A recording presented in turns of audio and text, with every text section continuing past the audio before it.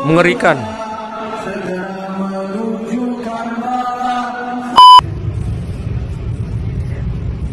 Itu mereka ibadah tuh lari, woi. What the hell is even that? Oh my god.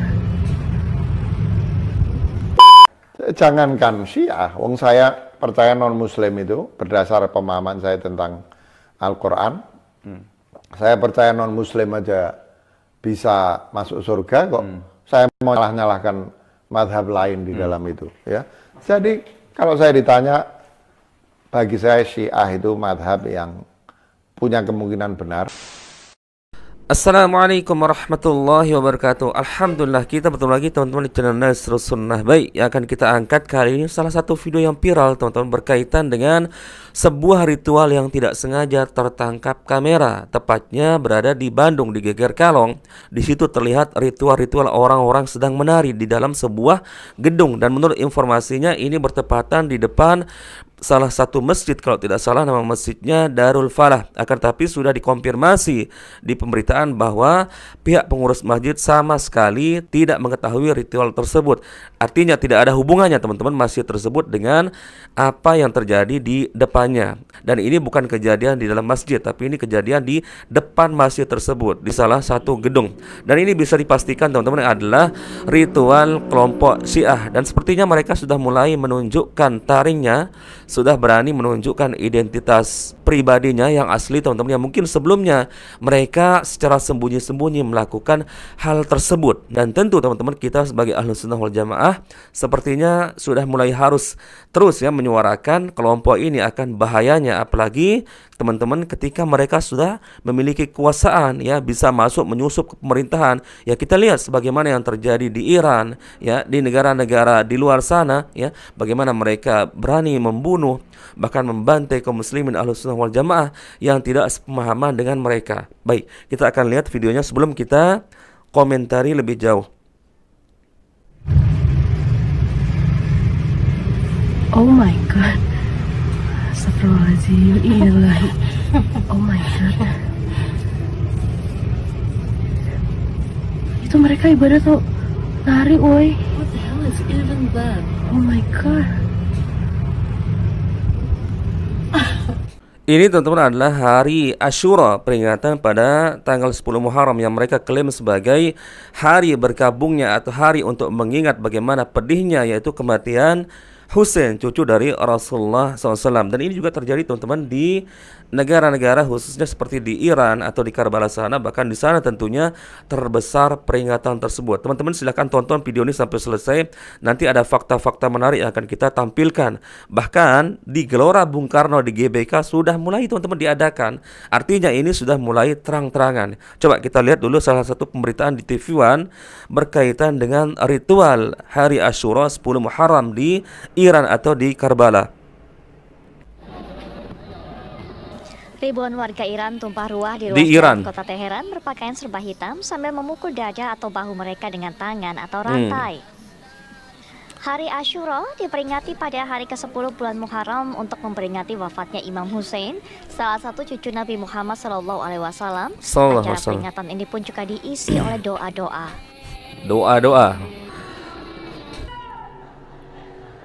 Sementara di Sanaa, Yaman, ribuan warga juga tumpah ke jalanan. Ini di Yaman juga teman-teman. Selama acara berlangsung, warga meneriakkan slogan-slogan anti-Amerika, anti-Israel, dan anti-Zionis. Suasana yang sama juga didapati di kota Karbala, Irak. Ribuan umat Syiah memperingati hari paling suci dalam kalender Syiah. Ritual ini digelar di tengah pengamanan ketat. Sebanyak 5.000 relawan dikerahkan untuk melakukan pemeriksaan keamanan di kota Karbala. Dalam prosesi tersebut, sejumlah pria terlihat memukul drum dan memukul-mukul punggung mereka dengan rantai besi sebagai ungkapan duka mendalam atas wafatnya Imam Husain. Nah, teman-teman, memukul-mukul tubuh mereka katanya dengan rantai-rantai. Bahkan coba antum lihatlah, cari di YouTube. Saya tidak berani menampakkan karena biasanya di take down oleh YouTube. Antum cari sendirilah di YouTube bagaimana ritual-ritual mereka yang mereka lakukan pada hari Asyura atau tanggal 10 Muharram, yang sangat luar biasa mengerikan, teman-teman. Bahkan kadang-kadang sampai terbelah punggungnya. Dan bahkan bukan hanya dilakukan orang-orang dewasa, orang-orang tua, tapi anak-anak mereka pun, anak-anak kecil mereka pun sudah diajarkan ritual-ritual tersebut, teman-teman. Bahkan ada yang sampai melemparkan dirinya ke sebuah bara api, teman-teman, ya. Bara api yang sedang panas-panasnya. Ini di antara ritual yang mereka lakukan pada tanggal 10 Muharram dengan tujuan agar mengingat bagaimana kepedihan katanya, yaitu berkaitan dengan terbunuhnya cucu Nabi Muhammad SAW, yaitu dalam hal ini Husain, dan ini adalah sebuah kebohongan, ya. Maka teman-teman perlu kita senantiasa menyerukan ini, teman-teman, akan bahaya kelompok Syiah ini seandainya terus-terusan berkembang di negeri kita ini. Baik, sebagaimana yang sudah saya katakan tadi, ternyata ini juga ritual ini dilakukan di GBK, di Gelora Bung Karno. Artinya teman-teman, ya, ini mereka ini diberikan tempat yang begitu luas, dan tentunya siapa yang mendukung mereka kalau bukan dari tokoh-tokoh besar. Akan tetapi saya katakan di sini oknum. Coba kita lihat salah satu videonya yang mereka lakukan pada tanggal 10 Muharram di GBK. Ini luar biasa sekali, teman-teman. Nah, Husain meneriakkan Husain.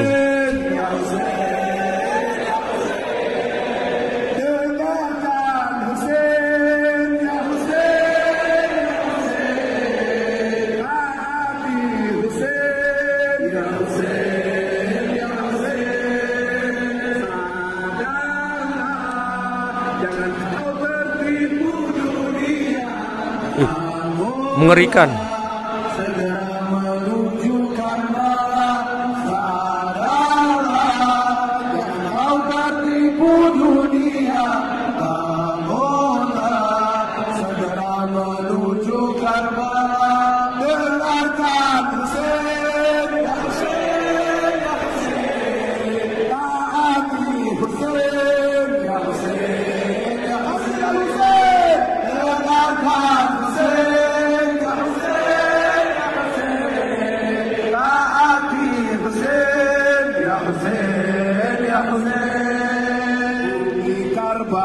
Coba antum perhatikan baik-baik apa yang mereka teriak-teriakkan, teman-teman, sambil mereka nyanyi-nyanyikan. Mereka mengatakan, jangan tertipu dengan dunia ini, yaitu marilah mulai menuju ke Karbala. Serukan ya Husain, ya Husain, ya Husain, ya Husain.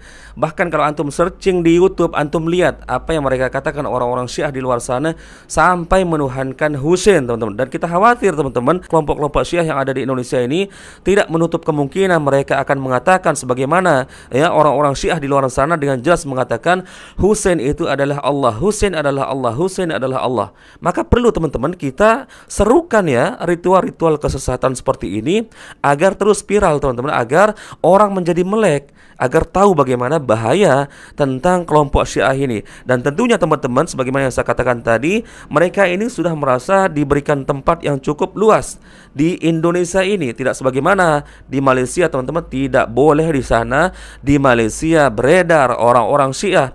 Kalau ketemu orang-orang Syiah di sana, teman-teman, ditangkap dan lalu diberikan sanksi, teman-teman. Bahkan peredaran buku-buku mereka pun di stop di negara Malaysia. Maka kita berharap kepada Allah Azza wa Jalla, semoga pemimpin kita, pemerintah kita di Indonesia ini sama seperti Malaysia atau negara-negara yang memang melarang berkembangnya kelompok-kelompok Syiah ini, karena saking berbahayanya, teman-teman.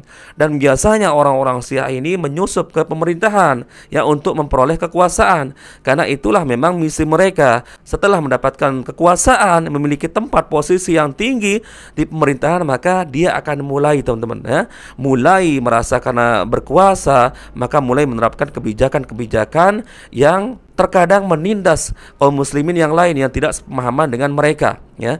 Ahlus Sunnah wal Jamaah tentunya, teman-teman, sudah melek, sudah mengetahui akan bahayanya Syiah. Akan tapi, teman-teman, tidak sedikit ya di negeri kita ini juga ada yang mereka disebut katanya Ahlus Sunnah wal Jamaah, akan tetapi sangat condong, bahkan sangat mendukung kelompok Syiah ini, sampai-sampai disebut sebagai mazhab. Ketahuilah bahwa Syiah ini bukan mazhab, akan tetapi lebih tepatnya mereka membuat agama sendiri. Karena kalau yang namanya mazhab, teman-teman, paling perbedaan kita masalah fikih. Akan tetapi Syiah bukan mazhab. Bagaimana mungkin dikatakan Syiah adalah sebuah mazhab sedangkan mereka melaknat para sahabat Nabi?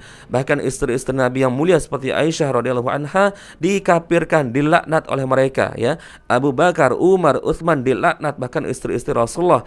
Hanya 3 orang saja kalau tidak salah yang mereka katakan masih beragama Islam, yaitu Ali bin Abi Thalib, kemudian Fatimah yaitu putri Rasulullah, istri Ali bin Abi Thalib, kemudian Salman Al-Farisi. Selebihnya mereka katakan kafir. Selebihnya mereka katakan laknat Allah, laknat Allah. Bahkan mereka memiliki ritual khusus teman-teman setiap tahun, yaitu ritual mereka melaknat para sahabat Nabi sampai dibuatkan kue teman-teman, layaknya seperti ulang tahun diperingatkan setiap tahun. Akan tetapi tujuan mereka adalah untuk melaknat para sahabat Nabi, melaknat para sahabat Nabi. Bahkan anak-anak kecil mereka teman-teman sudah dididik untuk melaknat para sahabat Nabi yang mulia. Subhanallah. Nah teman-teman, sebagaimana yang saya katakan tadi, Syiah bisa berkembang di negeri ini tentu karena ada sokongan atau ada dukungan dari oknum-oknum tertentu. Sekali lagi saya katakan oknum di sini, ya. Saya tidak menyebutkan secara keseluruhan. Baik, ini ada satu video seorang tokoh, seorang ustadz yang bernama Haidar Bagir. Haidar Bakir apa Haidar Bagir, jelas-jelas di sini dukungannya terhadap kelompok Syiah. Bahkan beliau mengatakan, wong saya percaya kok orang-orang non-muslim, orang-orang di luar agama Islam, jangankan Syiah, orang non-muslim saja asalkan percaya kepada Allah kemudian beramal soleh, ya, dia bisa masuk surga, ya. Jangankan Syiah, wong saya percaya non-muslim itu berdasar pemahaman saya tentang Al-Quran. Saya percaya non-muslim aja bisa masuk surga kok. Saya mau nyalahkan madhab lain di dalam itu, ya. Jadi kalau saya ditanya, bagi saya Syiah itu madhab yang punya kemungkinan benar. Bukan hanya sekadar percaya yang dibutuhkan, agar tetapi harus beragama Islam dulu, bersyahadat asyhadu an la ilaha illallah wa asyhadu anna Muhammadan abduhu wa rasuluh. Itu sebagai syarat pintu masuk ke agama Islam. Kalau hanya modal percaya, orang-orang jahiliyah saja percaya dahulu terhadap Allah Azza wa Jalla. Bagaimana kisahnya disebutkan dalam Al-Quran ketika mereka misalkan berlayar di lautan, kemudian mereka diterpa oleh ombak atau angin yang besar di lautan, mereka merasa ketakutan, mengeluhkan rasa takutnya kepada Allah Azza wa Jalla, mohon perlindungan. Akan tetapi setelah mereka diselamatkan dari musibah tersebut, apa yang mereka lakukan? Mereka kembali ke ritual yang sebenarnya, yaitu menyembah berhala-berhala. Nah, orang non-muslim kita tahu mereka tidak menyembah Allah Azza wa Jalla, mereka tidak sholat, mereka tidak mentauhidkan Allah Azza wa Jalla, ya. Mereka berbuat kesyirikan, menyembah berhala-berhala, menyembah patung-patung. Ini menyekutukan Allah Azza wa Jalla. Lalu bagaimana mungkin kita katakan bahwa mereka bisa dikatakan masuk surga kalau meninggal dunia dengan catatan hanya percaya kepada Allah? Modal percaya tidak cukup. Jangankan mereka yang jelas-jelas non-muslim, kita sebagai orang Islam saja hanya mengaku beragama Islam tapi tidak pernah menyembah Allah Azza wa Jalla, kemudian kita menyekutukan Allah Azza wa Jalla, maka kita bisa dijebloskan ke neraka jahanam. Sebagaimana yang Allah Azza wa Jalla firmankan, innallaha la yaghfiru ayyushraka bihi wa yaghfiru ma duna dzalika liman yasha. Sungguhnya Allah Azza wa Jalla tidak mengampuni dosa syirik dan mengampuni dosa selain syirik bagi yang dikehendaki. Bahkan Rasulullah tegas mengatakan, man mata yusyriku bihi syai'an dakhalan nar. Siapa mati dalam keadaan berbuat syirik, maka tempatnya di neraka jahanam. Dan orang-orang muslim di luar agama Islam tidak menyembah Allah Azza wa Jalla, alias menyekutukan Allah Azza wa Jalla. Artinya seluruh kebaikannya, baik sedekahnya, baik kebaikannya berupa pergaulannya terhadap orang-orang Islam, itu tidak berarti apa-apa teman-teman di hadapan Allah Azza wa Jalla. Karena yang utama adalah mereka harus beribadah seperti orang Islam, kemudian masuk dalam Islam dan tidak menyekutukan Allah Azza wa Jalla. Dan ini adalah subhat teman-teman. Dan inilah yang menyebabkan yaitu kelompok-kelompok Syiah semakin berkembang karena ada dukungan-dukungan seperti ini teman-teman. Nah tentunya teman-teman kita akan terus menyuarakan tentang bahaya kelompok Syiah ini, apalagi diberikan terus-terusan panggung, apalagi mendapatkan dukungan-dukungan dari oknum-oknum tertentu. Ini sangat berbahaya teman-teman, apalagi mereka sudah mulai masuk ke pemerintahan, kemudian mendapatkan kekuasaan, maka itulah mereka akan mengeluarkan aslinya mereka teman-teman. Bagaimana kekejamannya ya di negara-negara seperti di Iran sana, menyiksa Ahlussunnah wal Jamaah ketika mereka mendapatkan kekuasaan. Bahkan ada yang dikubur hidup-hidup kemudian dipaksa mengatakan bahwa la ilaha illallah bashar, Tidak ada yang berhak disembah selain Bashar Assad. Ini yang mereka serukan, teman-teman, seperti di Iran sana. Maka teman-teman harus kita serukan, teman-teman, akan bahayanya kelompok Syiah ini, karena sepertinya mereka sudah mulai terang-terangan di negeri kita ini. Kita didik anak-anak kita, teman-teman, kemudian kita mencari tahu misalkan ada sebuah pondok pesantren yang memang kita curigai ada ritual-ritual Syiah seperti itu, maka jauhkan anak-anak kita, teman-teman. Jangan sampai kita yang memperkenalkan dari sejak kecil ya ritual-ritual Syiah ini, karena begitu sulitnya orang keluar, teman-teman, dari aliran Syiah ini ketika sudah memang masuk yang begitu dalam. Bahkan antum tahu ritual-ritual nyeleneh mereka, teman-teman, ada namanya nikah mut'ah dan segala macam, padahal itu adalah perzinahan. Bahkan mereka yang katanya ahlul bait, mencintai ahlul bait, itu bohong, itu adalah sebuah kebohongan. Bahkan dia merendahkan Allah Azza wa Jalla, bahkan sampai menuhankan Ali bin Abi Thalib, menuhankan Husain. Dengan jelas mereka mengatakan Husain adalah Allah, Husain adalah Allah. Sampai-sampai di antara lisan mereka pernah mengatakan bahwa arasnya Allah Azza wa Jalla itu berada di bawah tali sandalnya Ali bin Abi Thalib. Ini yang mereka katakan, selain melaknat para sahabat Nabi, kecuali yang tiga itu, Ali bin Abi Thalib, Fatimah, kemudian Salman Al-Farisi. Baik, teman-teman, semoga video ini menjadi sedikit pencerahan bagi kita semua, dan semoga ini menjadi awal kita melek, teman-teman. Kita belajar ya. Media sosial sekarang sudah tersedia, seluruh informasi bisa kita akses, teman-teman. Maka gunakan sebaik mungkin, teman-teman, untuk kita mengenal agama Islam. Selain memang kita harus hadir secara khusus di majelis ilmu, tentu majelis ilmu yang berdasarkan Al-Quran dan Sunnah. Kalau kita telah mempelajari Al-Quran dan Sunnah, kajian-kajian Ahlussunnah wal Jamaah, maka kita akan tahu kebalikannya, yaitu ritual-ritual menyimpang atau aliran-aliran atau kelompok-kelompok yang menyimpang di luar yang berpemahaman Al-Quran dan Sunnah. Baik, teman-teman, semoga video ini bermanfaat. Assalamualaikum warahmatullahi wabarakatuh.